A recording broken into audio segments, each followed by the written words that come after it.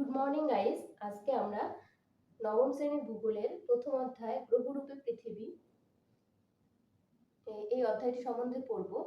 তো এই অধ্যায়ে পৃথিবীর আকৃতি কেমন, প্রাচীনকালে পৃথিবীর আকৃতি সম্বন্ধে কি ধারণা ছিল, বর্তমানে পৃথিবীর আকৃতি সম্বন্ধে কি ধারণা রয়েছে, এই সব আকৃতির সপক্ষে প্রমাণ এই অধ্যায়ে আলোচনা করা হয়েছে।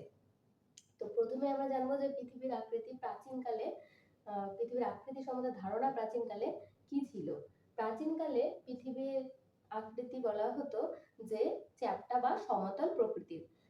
যেমন চীন দেশীয় মানুষেরা কি মনে করত, যে চীন দেশীয় মানুষেরা মনে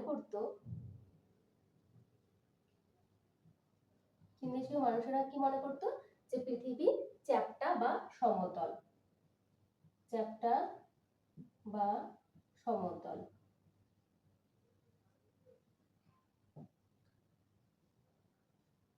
আর তারা মনে করত যে চীন দেশটাই হচ্ছে সম্পূর্ণ পৃথিবী, এর বাইরে কোনো ভূখণ্ড নেই।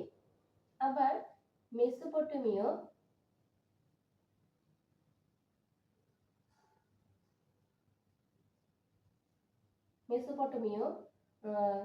ও গ্রিক দেশের মানুষেরা কি মনে করত, যে পৃথিবী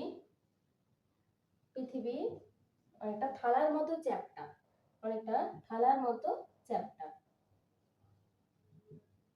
বা সমতল।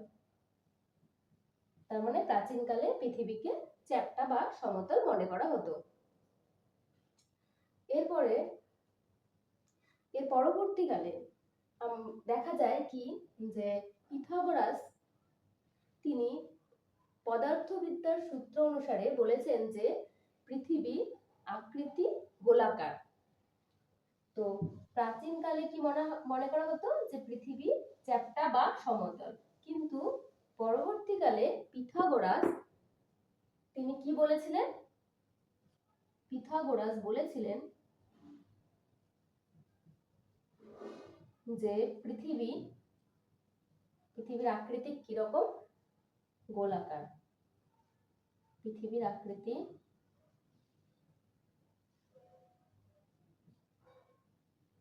গোলকের মতো গোল। পৃথিবীর আকৃতি গোলকের মতো গোল। পৃথিবীর আকৃতি গোলকের মতো গোল, এই কথাটি সর্বপ্রথম কে বলেছিলেন? পিথাগোরাস। তোমাদের ছোট কোশ্চেন হতে পারে যে পৃথিবীর আকৃতি গোলকের মতো গোল, এই কথাটি সর্বপ্রথম কে বলেছিলেন? তাহলে কি হবে? পিথাগোরাস। এর পরবর্তীকালে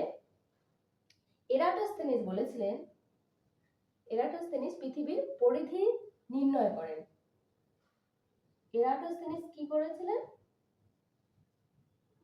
এরাটোস্থেনিস পৃথিবীর পরিধি নির্ণয় করেন। তাহলে পৃথিবীর পরিধি কে নির্ণয় করেন?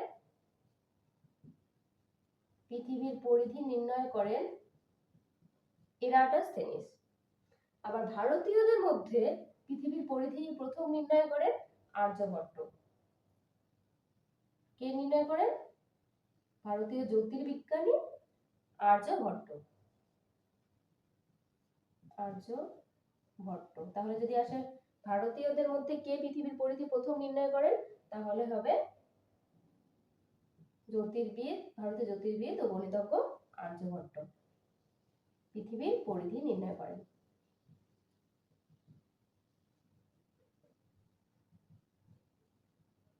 তাহলে পিথাগোরাস পৃথিবীর আকৃতি গোল এই কথাটি সর্বপ্রথম বলেছিলেন, আর পৃথিবীর পরিধি প্রথম নির্ণয় করেছিলেন এরাটোস্থেনিস, আর ভারতীয়দের মধ্যে পৃথিবীর পরিধি নির্ণয় করেন কে?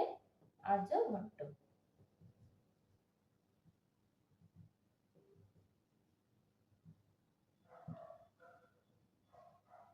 আর এই যে পৃথিবীর আকৃতি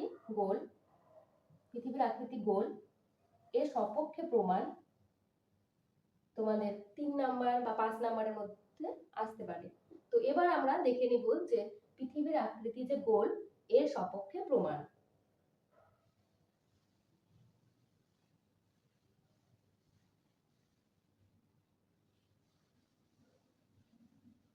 পৃথিবীর আকৃতি গোল এর সপক্ষে প্রমাণ। তাহলে এর সপক্ষে প্রমাণ এর পরোক্ষ প্রমাণ আর হচ্ছে প্রত্যক্ষ প্রমাণ। তাহলে পরোক্ষ প্রমাণগুলি প্রথমে দেখে নিই, যে চাঁদের উপর পৃথিবীর ছায়া। চাঁদের উপর পৃথিবীর ছায়া, এটা কি, কিভাবে বোঝা যায় যে পৃথিবীর আকৃতি গোল? যেমন যখন চন্দ্রগ্রহণ হয়, এটা হচ্ছে চাঁদের উপর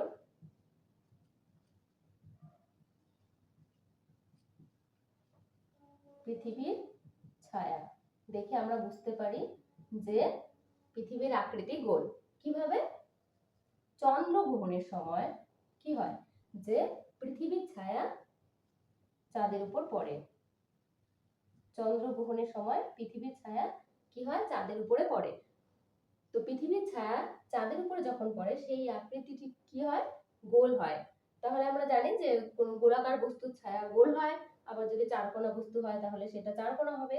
তো সেখান থেকে বোঝা যায় যে এই যে পৃথিবীর আকৃতি গোল। চন্দ্রগ্রহণের সময় আমরা বুঝতে পারি যে পৃথিবীর যে গোলাকার আকৃতি সেটি চাঁদের উপরে পড়ে। সেখান থেকে আমরা বুঝতে পারি যে পৃথিবীর আকৃতি গোল। এরপর দেখে নেব পরবর্তী প্রমাণ। পরবর্তী প্রমাণ কি? নাবিকদের পৃথিবী পরিক্রমণ। নাবিকদের পৃথিবী পরিক্রমণ। এই ক্ষেত্রে আমরা কি বলতে পারি, যে বিভিন্ন নাবিকেরা তারা কি প্রমাণ করেছে, যে যদি এক জায়গা থেকে তারা নৌকো নিয়ে বা জাহাজের মাধ্যমে যদি এক জায়গা থেকে পরিভ্রমণ করা শুরু করে, তাহলে তারা যে জায়গা থেকে পরিভ্রমণ করা শুরু করেছিলেন, যদি তারা পুরোপুরি সোজা দিকে যায়, পূর্ব পশ্চিমে না বেঁকে, তাহলে তারা যেখান থেকে পরিক্রমণ শুরু করেছিলেন ঠিক আবার সেখানে এসেই পৌঁছান। এক্ষেত্রে বলা যায় পৃথিবীর আকৃতি গোল। এক্ষেত্রে আমরা ফার্দিনান্দের কথা বলতে পারি। তিনি যেখান থেকে পরিক্রমণ শুরু করেছিলেন ঠিক আবার সেখানে এসে পৌঁছেছিলেন। তো এর মাধ্যমে বোঝা যায় যে পৃথিবীর আকৃতি গোল। এরপর আমরা আরেকটি প্রমাণ, বেডফোর্ড লেভেল পরীক্ষা, এর মাধ্যমে বুঝতে পারি যে পৃথিবীর আকৃতি গোল। বেডফোর্ড লেভেল পরীক্ষা কি? এরপর আমরা পড়ব এই বেডফোর্ড লেভেল পরীক্ষা।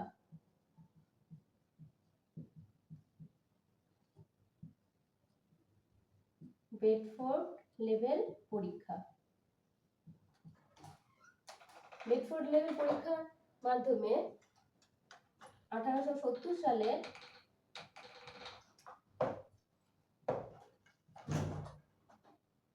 আলফ্রেড ওয়ালেস রাসেল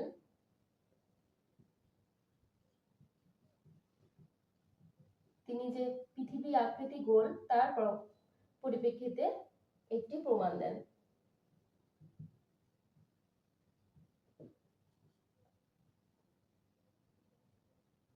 তিনি ইংল্যান্ডের বেডফোর্ড খালের মধ্যে 3টি খুঁটি পুঁতে সেটি দেখেন, দূরবীক্ষণ যন্ত্রের মাধ্যমে দেখেন যে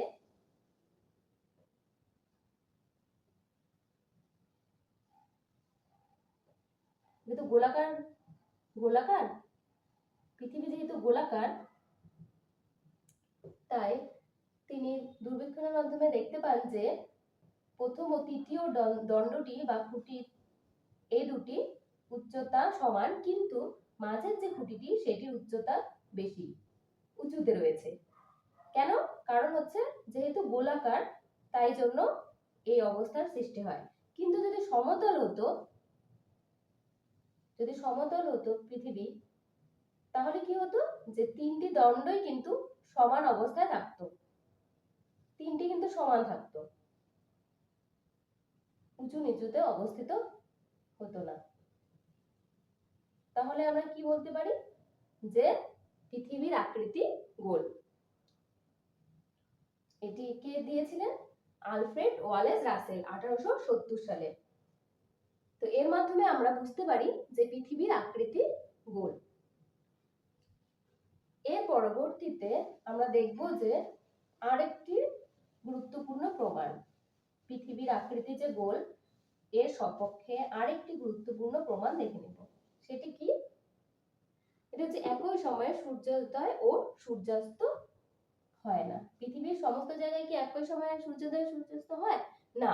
আমরা কি জানি যে বিভিন্ন সময়ে হয়। তাহলে একই সময়ে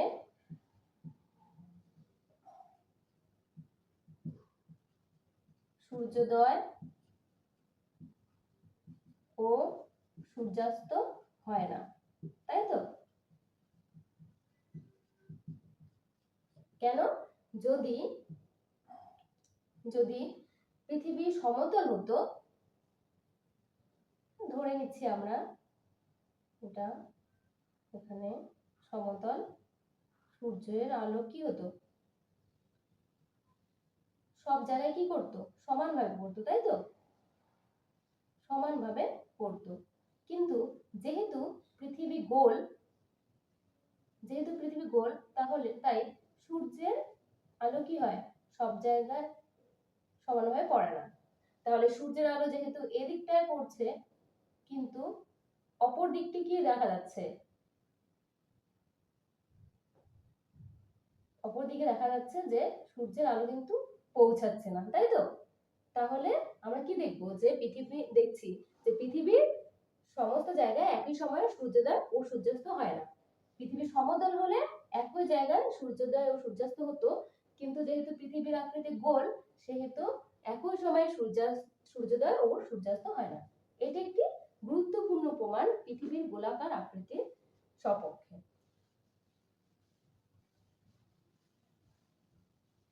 এরপর পৃথিবীর গোলাকার আকৃতির প্রমাণ হিসেবে আমরা কি দেখব? যে উপকূল থেকে জাহাজ পর্যবেক্ষণ। উপকূল থেকে জাহাজ পর্যবেক্ষণের মাধ্যমে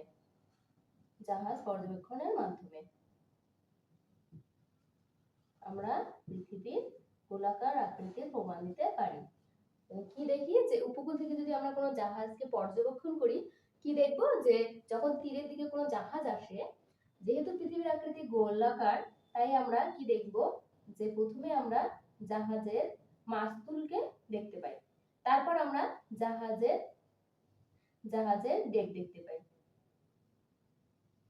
তারপর আমরা সম্পূর্ণ জাহাজটিকে দেখতে পাবো, তারপর আমরা ধীরে ধীরে সম্পূর্ণ জাহাজটিকে দেখতে পাবো। তাহলে প্রথমে কি দেখতে পাবো? জাহাজের মাস্তুল দেখতে পাবো, তারপর হচ্ছে আমরা জাহাজের ডেক দেখতে পাবো, তারপর আমরা সম্পূর্ণ জাহাজটিকে দেখতে পাবো। তো কি হবে? কিন্তু যদি এরকম সমতল হতো, তাহলে আমরা কি একসঙ্গে সম্পূর্ণ জাহাজটিকে দেখতে পেতাম, কি তাই তো? একই সঙ্গে দেখতে পেতাম। কিন্তু যেহেতু পৃথিবী সমতল নয়, গোলাকার, তাই জন্য আমরা কি প্রথমে জাহাজের মাস্তুল দেখতে পাই, তারপর ডেক দেখতে পাই, এরপর আমরা সম্পূর্ণ জাহাজটিকে দেখতে পাই। তো এক্ষেত্রে এই উপকূল থেকে জাহাজ পর্যবেক্ষণের মাধ্যমে বোঝা যায় যে পৃথিবীর আকৃতি কি গোলাকার। এগুলি তাহলে কি হলো? যে পরোক্ষ প্রমাণ হয়ে গেল। পৃথিবীর গোলাকার আকৃতির প্রমাণ হিসাবে পরোক্ষ প্রমাণগুলি আমরা আলোচনা করলাম। প্রত্যক্ষ প্রমাণের মধ্যে একটি গুরুত্বপূর্ণ প্রমাণ কি? মহাকাশচারীদের প্রত্যক্ষ প্রমাণ। মহাকাশচারীদের মাধ্যমে প্রত্যক্ষ প্রমাণ।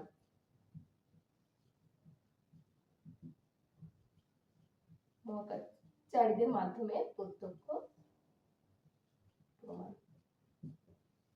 তাহলে এই বিভিন্ন মহাকাশচারীরা মহাকাশযান থেকে বিভিন্ন ছবির মাধ্যমে প্রমাণ করেন যে পৃথিবীর আকৃতি গোল।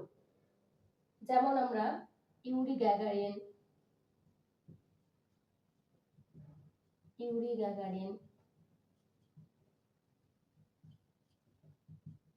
ভ্যালেন্টিনা তেরেস্কোভা,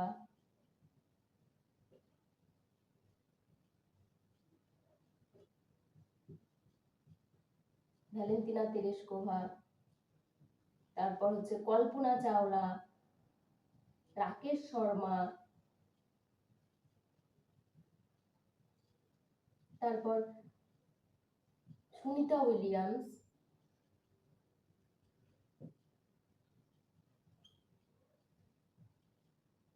ইত্যাদি বিভিন্ন মহাকাশচারীদের থেকে আমরা কি জানতে পারি? পৃথিবীর আকৃতি গোল। Yuri Gagarin, Valentina Tereshkova, Kalpana Chawla, Rakesh Sharma, Sunita Williams ইত্যাদি মহাকাশচারীদের কাছ থেকে আমরা কি জানতে পারি? যে পৃথিবীর আকৃতি গোল কিভাবে? যে তারা মহাকাশযান থেকে যখন পৃথিবীর ছবি তোলা হয়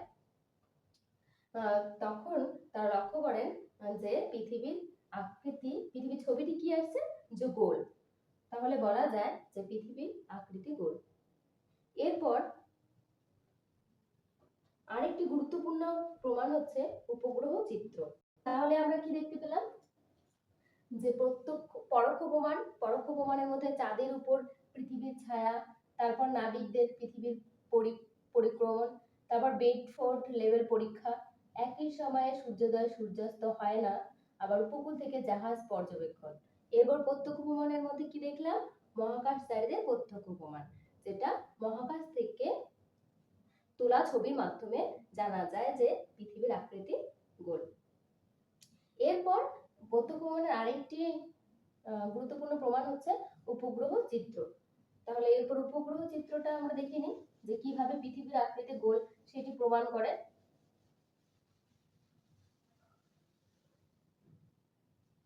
পৃথিবীর আকৃতি যে গোল সেটা প্রমাণ করে কিভাবে, এবার আমরা দেখে নেব। যে উপগ্রহ চিত্রের মাধ্যমে বর্তমান দিনে এটা কি হচ্ছে? প্রত্যক্ষ প্রমাণের একটি গুরুত্বপূর্ণ প্রমাণ, উপগ্রহ চিত্র। মানে বর্তমানে যেমন রাশিয়া, ইউএসএ, তারপর ভারত জায়গা থেকে, বা হচ্ছে আমরা রাশিয়া, যুক্তরাষ্ট্র, ভারত প্রভৃতির কথাই বলতে পারি, প্রেরিত কৃত্রিম উপগ্রহের ক্যামেরায় তোলা ছবিগুলি থেকে কি দেখা যায়? যে পৃথিবীর আকৃতি গোল। রাশিয়া, যুক্তরাষ্ট্র, ভারত।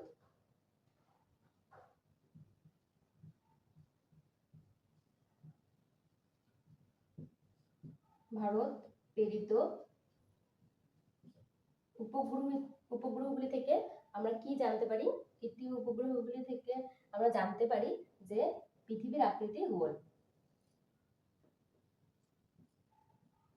তাহলে আজকের ক্লাস আমরা এখানেই শেষ করলাম।